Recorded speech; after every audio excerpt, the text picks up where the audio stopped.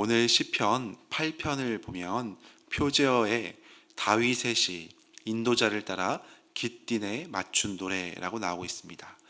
여기서 깃딘이란 단어는 구약 성경 전체를 통틀어 총 3번 나옵니다. 오늘 본문 시편 8편, 또 81편, 84편 이렇게 3번만 등장하는 매우 독특한 음악적 지시어입니다. 히브리어로 포도즙 틀을 가드라고 부르는데 이 깃딧은 바로 이 단어에서 파생된 것으로 보입니다. 직역하면 포도즙 틀의 노래라는 뜻입니다. 고대 이스라엘 백성들은 가을 추수 때 큰 포도즙 틀에 들어가서 풍성한 열매를 발로 밟으며 벅찬 기쁨과 이 감격의 환호성을 터뜨렸습니다. 즉 시편 8편은 어두운 상황 가운데 짓고 있는 노래가 아니라 생명의 풍성함과 이 하나님의 은혜를 향해서 터져 나오는 기쁨과 감격의 찬양이라고 할 수 있습니다. 그리고 또 다른 해석은 블레셋의 도시 가드라는 지역에서 유래한 경쾌한 악기를 뜻하기도 합니다. 다윗은 사울을 피해 도망다니던 그 시절에 블레셋의 도시 가드에 도망치듯 머물렀던 그런 시기가 있었습니다. 다윗이 그곳에 머무는 동안 접했던 이 블레셋 사람들의 경쾌한 악기, 가드 스타일의 수금이나 비파 또는 특정한 음악적 곡조를 이스라엘 찬양에 그가 왕이 된 이후에 도입했을 것으로 보입니다.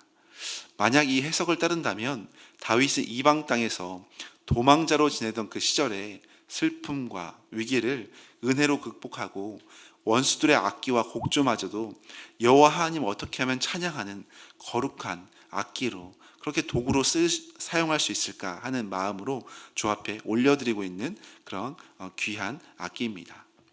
1절에 보면 여호와 우리 주여 주의 이름이 온 땅에 어찌 그리 아름다운지요 주의 영광이 하늘을 덮었나이다. 굉장히 시적인 표현을 하고 있습니다. 존 칼빈도 이 본문을 해석하면서 하나님 영광의 장엄한 극장이라는 표현을 사용했습니다. 다윗은 어느 고요한 밤, 수많은 이 별이 쏟아지는 밤하늘의 영광스러운 하늘을 올려다보면서 우주의 광활함과 인간의 이 작음, 너무나 연약한 우리의 인간을 동시에 깨달으면서 벅찬 감격으로 이 깃딧의 찬양을 감탄하며 부르고 있습니다. 또 3절에 보면 주의 손가락으로 만드신 주의 하늘과 주께서 베풀어 주신 달과 별들을 내가 보니 라고 고백합니다. 여기서 주의 손가락으로라는 이 단어는 독특한 표현을 하고 있습니다. 큰 산이나 웅장한 바다를 묘사할 때 주님의 팔, 주의 능력, 주의 손이란 단어를 성경에서 주로 사용했는데 본문에서는 밤하늘의 수많은 별들과 이 반짝이는 하늘의 창조의 능력을 주의 손가락으로 만드셨다라고 구별하여 표현합니다. 마치 피아니스트가 건반을 정말 섬세하게 아름답게 찬양하듯이 마치 장인이 작품을 정밀하게 만들어내듯이 하나님께서 이와 비교할 수 없이 온 우주를 얼마나 섬세하고 아름답게 빚어내셨는지 보여주는 아주 시적인 표현입니다. 우리가 인생의 문제에만 시선을 고정하고 이 땅 가운데 문제에 우리의 시선을 가두어 버리면 우리는 너무나 힘겹고 슬픔이 가득한 세상 가운데 낙심할 때가 많습니다.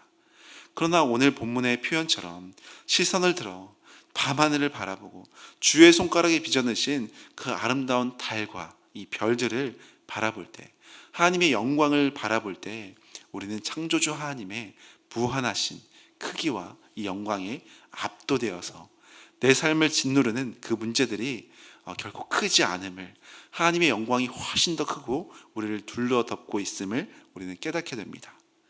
이러한 온 우주를 창조하신 하나님의 경이로움에 이 압도된 다윗의 시선은 이제 4절에 이르러 자기 자신, 인간의 실존을 보며 솔직하게 고백합니다.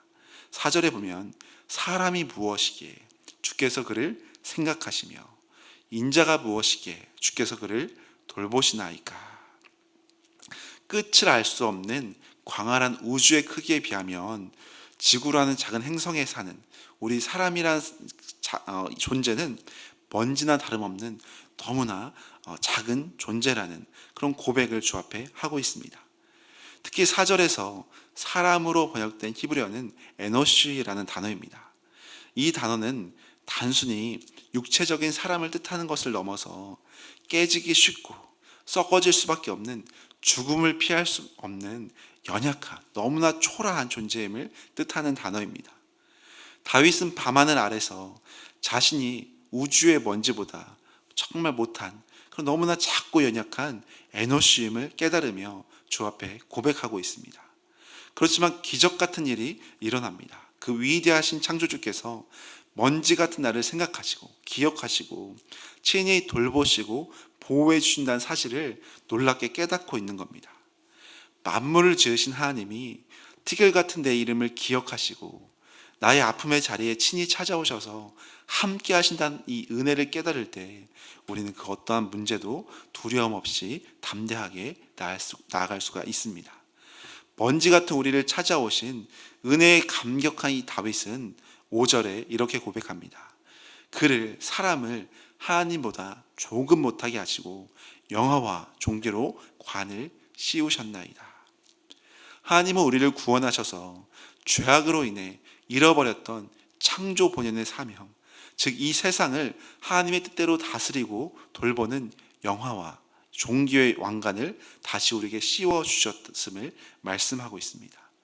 그리고 6절에 보면 주의 손으로 만드신 것을 다스리게 하시고 만물을 그의 발 아래 두셨으니, 우리에게 이 모든 것을 다스리게 하셨다는 것은 내 마음대로 군림하라는 것이 아니라 하나님의 사랑과 이 공의로 이 세상을 아름답게 돌보고 섬기라는 선한 청지기로 우리를 부르셨다는 말씀을 하고 있습니다. 우리에게 주어진 작은 일상과 이 삶의 자리에서 예수님의 향기를 드러내면서 세상을 생명의 복음으로 아름답게 회복시켜 나가는 것이, 이것이 바로 만물을 우리 발 아래 두신 하나님의 뜻에 순종하는 길임을 우리가 묵상하게 됩니다. 오늘 시편 8편은 1절의 찬양이 마지막 9절에도 동일하게 반복하며 끝을 맺습니다.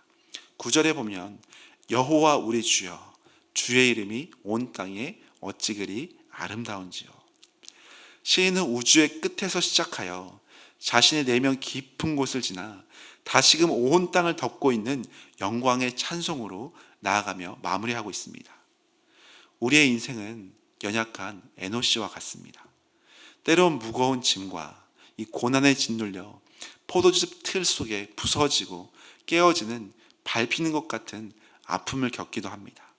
그러나 바로 그 포도즙 틀의 자리에서 시선을 들어 하늘을 바라보면, 주님을 바라보면 주의 섬세한 손가락이 온 우주를 운행하실 뿐만 아니라 우리의 영혼을 둘러 덮으셔서 우리를 기억하시고 언제나 보호하시고 함께 하신다는 영광스러운 사실입니다.